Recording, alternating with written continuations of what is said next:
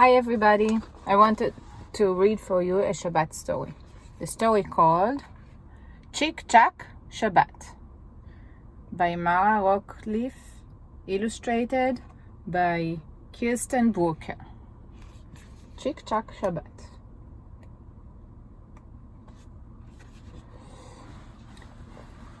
Every Saturday, a wonderful smell wafted from apartment number 5A. It curled into 4D, tickling Tommy Santiago's nose as he played his tuba. It slipped into 3C, tempting Senora Balagali as she bustled around dusting her teacups. It creeps under the door of 2B, tantalizing Mr. Moon as he is set typing his new romance novel. Even the Omar family on the first floor caught a whiff. They sniffed the air and smiled.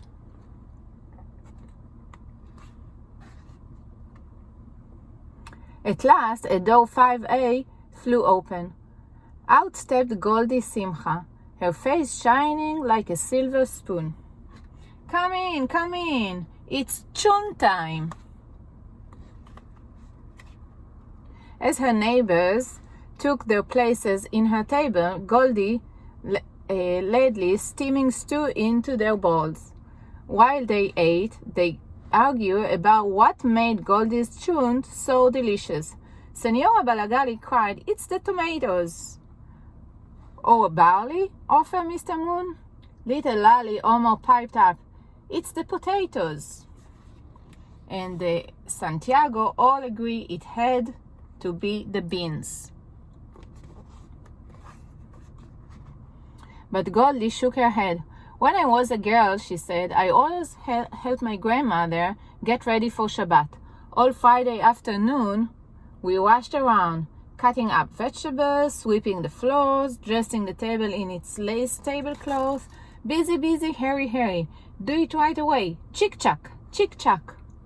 But when the sun went down, my grandma lit the candles and Shabbat began. For one whole night and day, we put aside the things and kept us busy all week long. While the chun bubbled slowly on the stove, we spent time in special way together. I don't celebrate Shabbat exactly my grandma did, said Goldie, but every Friday afternoon I put a pot of chun on the stove to bubble through the night and day. And when it's done at last, it has a special taste that isn't bean or barley, no tomatoes or potatoes. For me, it's the taste of chun is Shabbat. The taste is the taste of Shabbat. And all her neighbors raised their spoon and said, "Shabbat!" One Saturday, however, something wasn't right. Tommy Tuba played nothing but sour notes. Senora Balagali nicest teacup tumbled off the shelf and smashed. And Mr. Moon separated hardly the pages of his latest romance novel, right across the room. The Omar sniffed and sniffed, but couldn't catch the finest whiff. At last, little Lally Omar climbed the stairs and knocked on Goldie's door. Goldie answered, her face buried in tissue. "Friday afternoon, I felt too sick to get the chun on the stove," she said, and sniffled. "Now it's too late. You can make chun in a hurry. Right away. You can make it, Chick-chack." "No chun for Shabbat."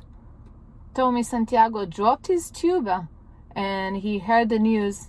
Senora Balagali feather duster flew into the air. Mr. Moon got so mixed up, he put a monster robot on his romance novel and it squashed the hero flat. On the first floor, the Omar frowned. "Poor Goldie," Miss Omar said. "It just won't be Shabbat for her," Miss Omar agreed. Little Lally peered into the fridge. "Potato curry isn't the same thing as tuned, she said. Still, it always cheers me up. As the Oma climbed the stairs with their bowl of potato curry, Mr. Moon came out of 2B with the tray. Korean barley tea, he told them. Of course, it isn't tuned, but still, it's a nice tea. Senora Balagali squeezed out of 3C. Tomato pizza, she puffed. It's not a tuned, but still. Tommy Santiago held the door of 4D open for his mother. It's not tuned, she admitted cheerfully, but everyone likes beans and rice.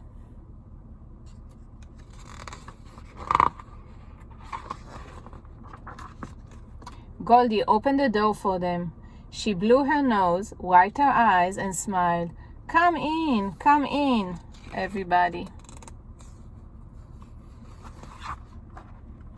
Her neighbors took their places around the table, and they filled their plates. We didn't have time to make anything special, Senora Balagali apologized. We had to hurry, bring it right away, chick-chack, But here we are, said little Lali Oma. Together, we are together. Goldie took a bite of the pizza, a nibble of the curry, and mouthful of beans and rice. She sipped her barley tea.